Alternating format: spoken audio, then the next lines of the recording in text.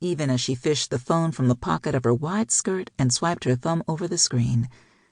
Dread curdled inside her like milk left out on the counter too long, because a part of her knew what awaited her in her inbox. Stop being so melodramatic. It could be an email from her principal about the upcoming school year. It could be Facebook spam from a Montana rancher telling her in broken English how they were spiritual soulmates. It could be, "You're next," at yahoo.com. No subject line, just like the others. Bile raced up within her, scalding the back of her throat before she convulsively swallowed the acid back down. The phone shook in her trembling hand. She knew what awaited her even as her thumb hovered over the ominous email address. Terror and disgust congealed in her belly. But she opened the mail. She had to. Otherwise, it would just sit there like a bomb waiting to explode. No words greeted her. But the picture quickly filling up the screen of her phone didn't need a menacing message. In this case, the picture wasn't just worth 1,000 words, but a damn book. Death, pain, horror. The tortured expression and glassy stare in the unnaturally pale face of the woman. The broken body, lying on the dark, grimy ground of a shadowed alley. The large green dumpster.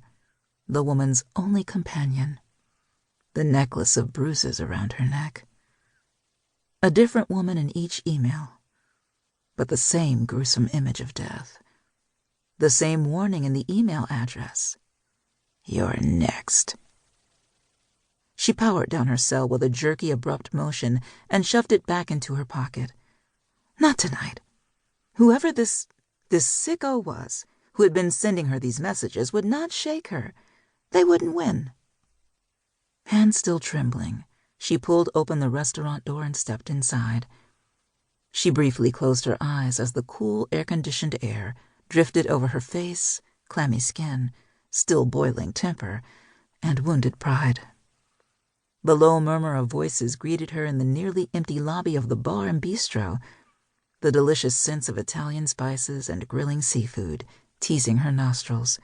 She forced her lips into what she hoped passed as a polite smile as a hostess approached her. Hell, who was she kidding? Neither Drake Morriston, the emails, nor Tyers could claim full blame for her foul mood. Walking into an engagement party and toasting the happy couple when Philip Ryson, her ex-fiancé, graced the pages of Boston's social columns with a new girlfriend on his arm. Well, yeah, that definitely accounted for the other half of her self-pity funk. Thomas Edison, inventor of the light bulb, was afraid of the dark. The useless bit of trivia popped into her head, and she inhaled a calming breath. Hey, some people used martinis or chocolate to soothe their nerves. She memorized obscure facts. Tomato, tomato. And the trivia kept more inches off her size 14 hips and ass than the chocolate did. Sloane! An excited voice called out her name as soon as she entered the beautifully decorated main room of the restaurant. Get your gorgeous ass over here. I'm so glad you could make it tonight.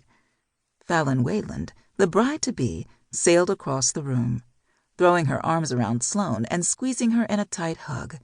Grinning, Sloane returned her old college friend's exuberant greeting and embrace with equal enthusiasm. You look beautiful, Sloane said, once Fallon released her, and it was nothing short of the truth. Fallon, with her wild curls, golden skin, and startling gray eyes, had always been a striking woman. But with love settling over her like an honest-to-God glow exclusive to mind-shattering orgasms and pregnancy, Fallon was even more beautiful. Sloane had never experienced either. "Oh, go on," Fallon waved a hand. With a wicked twinkle lighting her gaze, she leaned forward and stage-whispered, "It's all fantastic sex." "Oh, Jesus." Fallon cackled and, looping her arm through Sloane's, led her toward a table with a big silver fountain. Reaching past the flutes of golden champagne, Fallon grabbed a Sam Adams Rebel Rider. Sloane grinned. Fallon definitely knew her. "Here." Fallon pressed the bottle into Sloane's hand. "Drink up. I was a little worried you wouldn't be able to make it. You're preparing for the new school year, right?"